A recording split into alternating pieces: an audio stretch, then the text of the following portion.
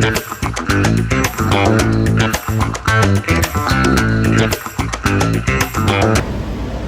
bem-vindos a mais um episódio do nosso podcast, Mesa Azul Entendendo o Autismo. Aqui falamos sobre desenvolvimento, acolhimento e formação de qualidade. Eu sou a Ana, sua apresentadora. E eu sou a Luísa. No episódio de hoje vamos debater um pouquinho sobre o autismo, sobre seus conceitos e suas perspectivas diante de vários profissionais, né? E podemos trazer várias orientações que possa colocar em prática no contexto familiar, educacional e toda a comunidade. Hoje temos um tema especial, começando pela nossa psicóloga, que vai explicar um pouco mais sobre as abordagens TCC e aula. Meu nome é Laura e eu estou muito feliz em estar aqui discutindo essa roda num tema tão pertinente. A presença de uma psicóloga especializada em TEA, Júlia. Oi gente, bom dia, meu nome é Júlia, é uma honra estar aqui com vocês para falar um pouco e desmistificar alguns mitos e verdades sobre o transtorno do espectro autista.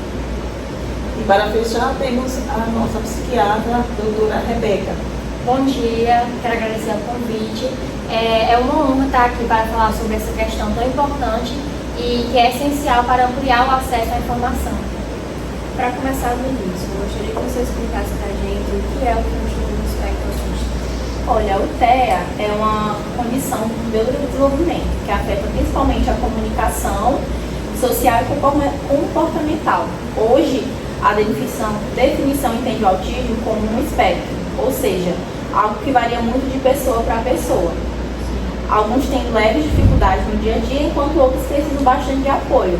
O DSM organiza 3 tipos de TEA. Tem o nível 1, que é o de suporte básico.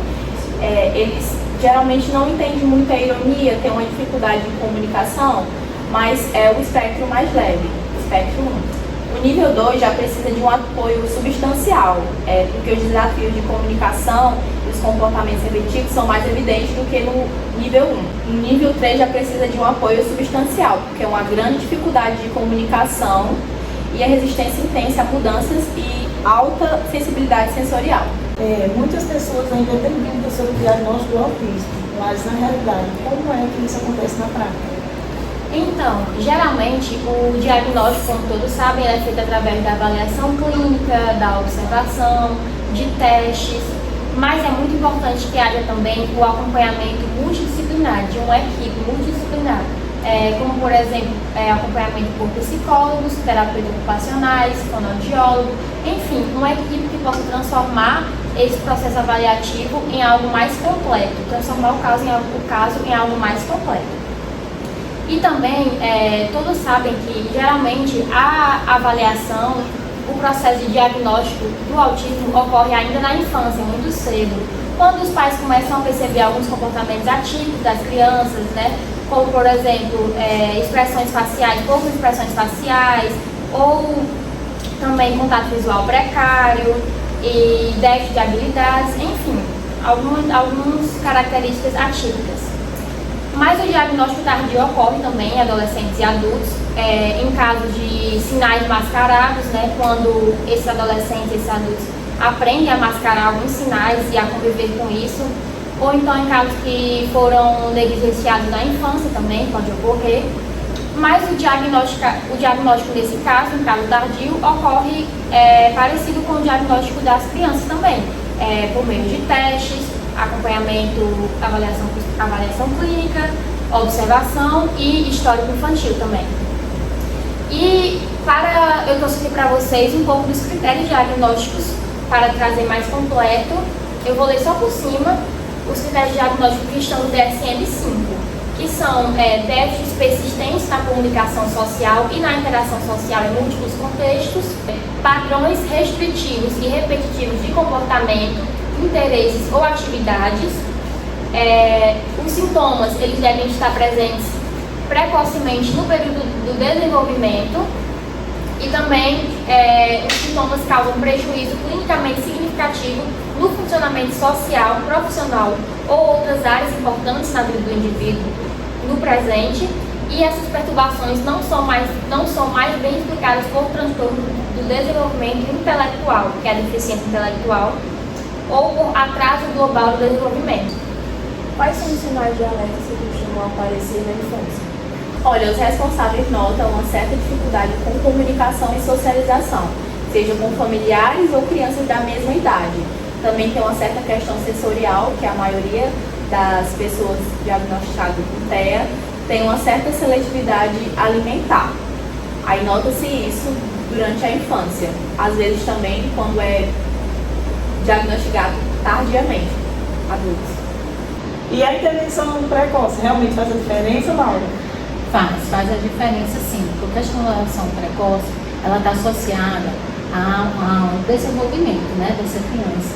E quanto mais cedo for feito essa intervenção precoce, mais resultados, melhores resultados essa criança vai ter. Para que a neuroplasticidade, que a nossa colega estava explicando, aconteça de forma segura e eficaz, deve ser selecionado profissionais qualificados para que isso possa acontecer. Agora falando sobre as abordagens terapêuticas, você poderia explicar de forma acessível o que é TCC e ABA? Pronto, há sim uma diferença, sim. Porque a TCC ela é uma terapia, certo, estruturada, mas ela é indicada para crianças maiores, adolescentes e adultos. E não para crianças pequenas, ela não é indicada, a não ser autistas de nível 1. Né? Outra coisa, a ABA, ela é uma terapia, certo, também, ela é uma terapia, mas ela é indicada para crianças menores. Ou então até mesmo crianças maiores, adolescentes ou adultos, com comprometimento, com déficits e que queiram trabalhar habilidades específicas. Porque o ABA, ele tá focado no CORE. CORE é o quê? É o ponto, o núcleo do TEA, que é a comunicação social, interesses restritos, atividades restritas nesse sentido. Muitas pessoas, Laura, têm dúvidas sobre o ABA. O que você destacaria? Pronto, porque a ABA são usadas técnicas, certo? Para ampliar a capacidade cognitiva, motora, a questão da linguagem também e a interação social. Então, assim, esse é o objetivo de trabalhar no comportamento da criança, a ABA. E como escolher a terapia certa para cada pessoa? Pronto. Primeiramente, cada pessoa ela é única. Então, é feito um protocolo através de uma avaliação. Quando a família procura a terapia ABA, ela vai focada nas questões dessa criança, nas habilidades que precisam ser trabalhadas, porque cada indivíduo ele é único. Então, assim, se não se adapta a terapia ABA, ela pode procurar outras terapias que se adequam às necessidades dessa criança. No aspecto médico diagnóstico, o que pode vir junto com o TEA? Então, o TDAH é uma das comorbidades mais comuns que vem junto ao transtorno do espectro autista e ele deve ser considerado como possível diagnóstico simultâneo quando a dificuldade de concentração e a hiperatividade excederem aqueles normalmente vistos em indivíduos com idade mental comparada. Mas é muito comum também os indivíduos terem transtornos de ansiedade, como por exemplo sintomas como retraimento social, comportamentos repetitivos, que estão presentes também em transtornos de ansiedade. Os transtornos de ansiedade mais comuns no TEA são fobias específicas e ansiedade social. Mas tem também outras comorbidades que podem vir juntos ao TEA, como por exemplo, distúrbios do sono, seletividade alimentar, como a minha amiga já falou, entre outros transtornos. E sobre os medicamentos, quando ele é realmente necessário? Bom, então, não existe um medicamento específico para o autismo, mas sim medicamentos que tratam sintomas que estão associados ao autismo. Sintomas esses como agressividade, ansiedade, distúrbios do sono, seletividade alimentar, hiperatividade, enfim. Mas é importante salientar que esse medicamento, ele deve ser prescrito somente pelo médico especialista, que deve fazer todo o acompanhamento do caso, que pode ajustar a dosagem, né, do medicamento, buscar alternativas para possíveis efeitos colaterais ou até trocar a medicação caso o indivíduo não tenha os resultados esperados, enfim.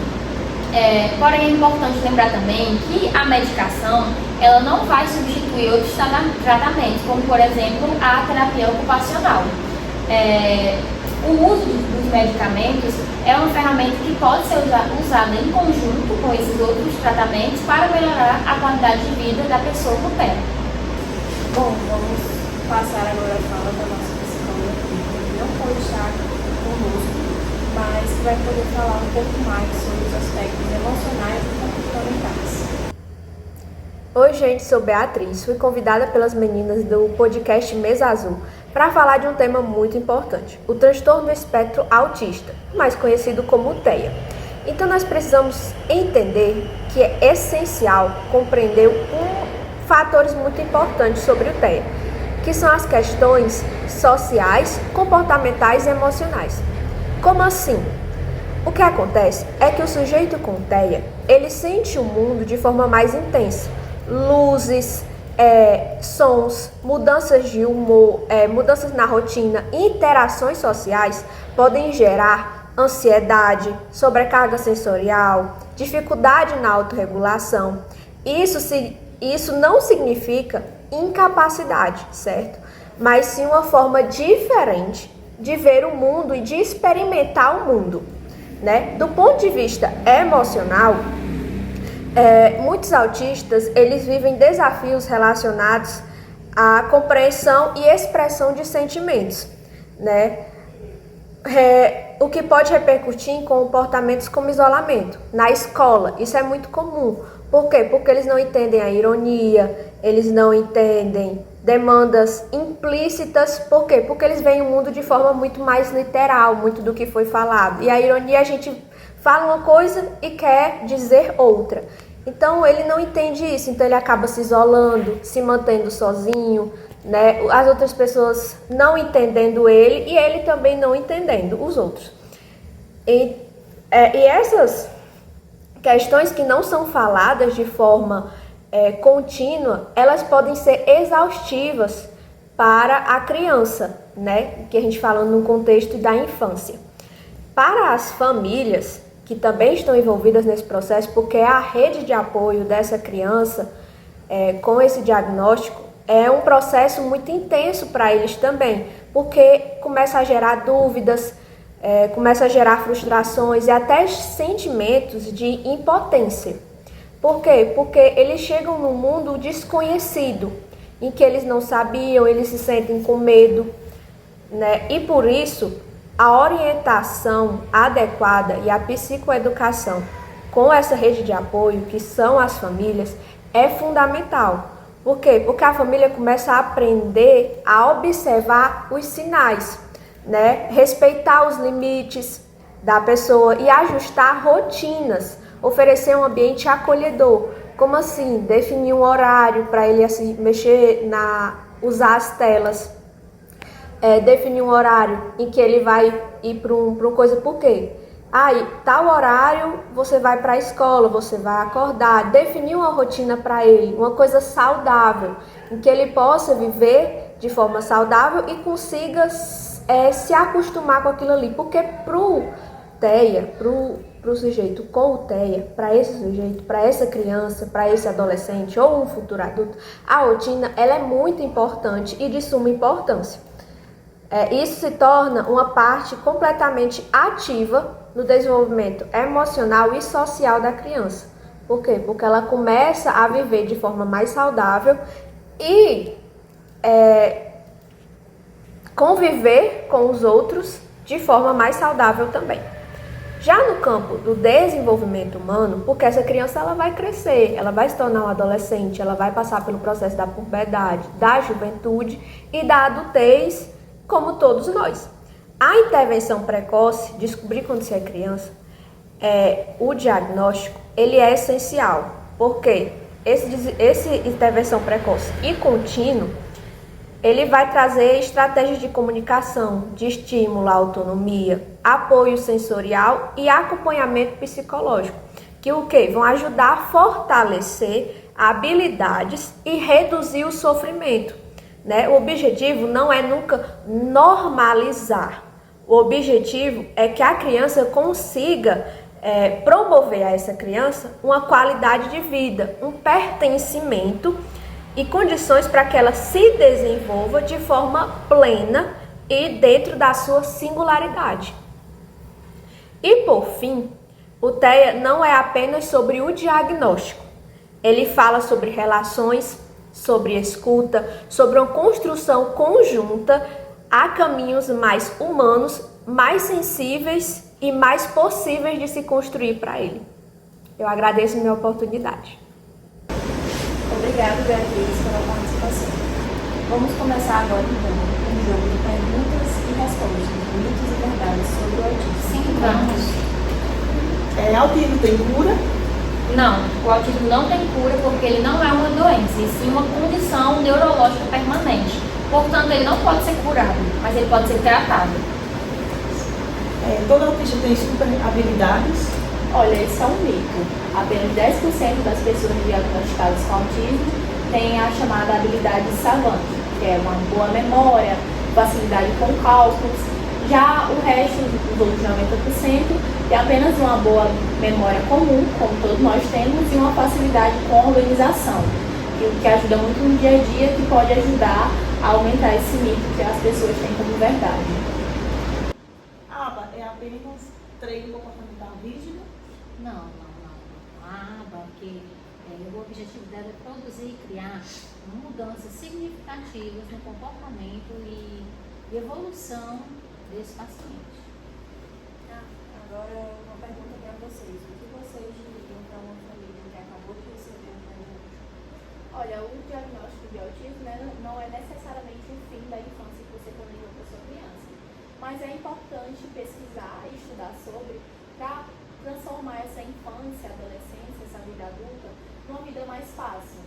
Porque tem esses problemas, essas dificuldades com comunicação, mas é tudo questão de se adequar. Os pais deveriam estudar, os responsáveis, no caso, estudar e entender um pouco como é sobre e procurar profissionais qualificados para poder estar ajudando, para poder melhorar o dia a dia, tanto dos responsáveis quanto da pessoa que foi diagnosticada. Isso, e buscar o tratamento. Busquem tratamento, não negligenciem seus filhos. Bom, meninas, eu gostaria de agradecer a vocês pela participação. E agradecer vocês também por estar ouvindo a gente no nosso podcast e nos ajudando a bom dia. Continue conosco para mais episódios com mais acolhimento e informação. Até a próxima. Até a próxima.